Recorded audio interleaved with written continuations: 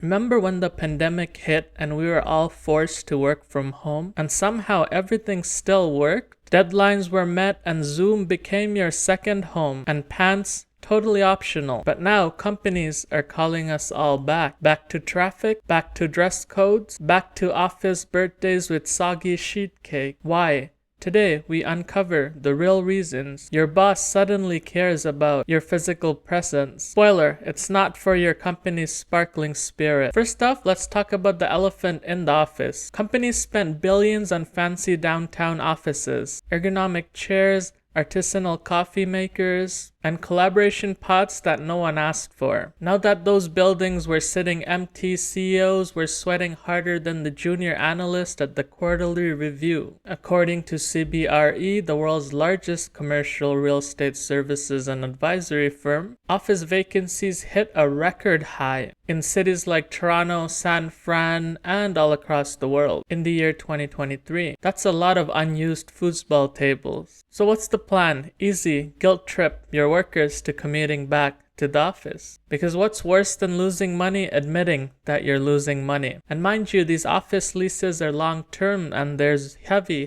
penalties for breaking them. Often these leases are 5, 7, 20, 30 years in some cases. Here's another harsh truth. Remote work, working over Zoom, or whatever you are using made middle managers feel obsolete. Without hallway check-ins and aggressive post-it notes, how can they even manage? Remote work exposed the reality that many managers measure productivity by visibility rather than outputs and results. If I can't see you working, how do I know that you're not making sourdough in between your meetings? So instead of adapting outcomes-based work, companies really double down. Return to office or return to being unmonitored. Let's talk a little bit about the myth of office culture. You've heard it before, we miss the culture. Let's translate that. We miss the cheap donut, forced small talk, and those team building activities that no one can get enough of. Because here's the kicker. Studies have repeatedly shown that most employees feel more productive and less stressed working remotely. But for leadership, culture means bums in seats at the office. Even if the only in-person interaction is everyone pretending to care during a monthly town hall about Q2 KPIs. Remote work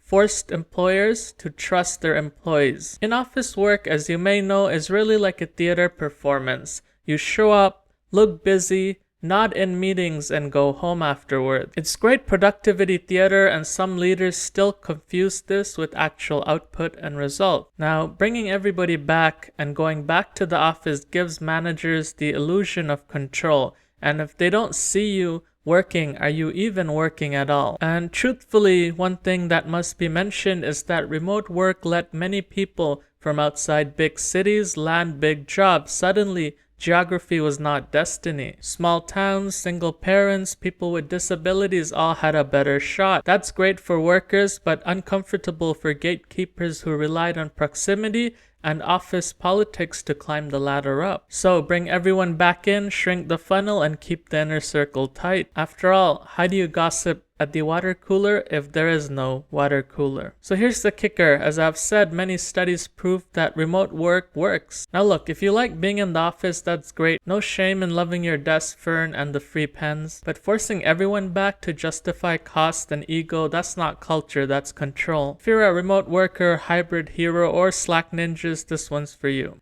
Make sure to smash the thumbs up, subscribe, and follow the channel for more content like this. This is Tahmid, signing out.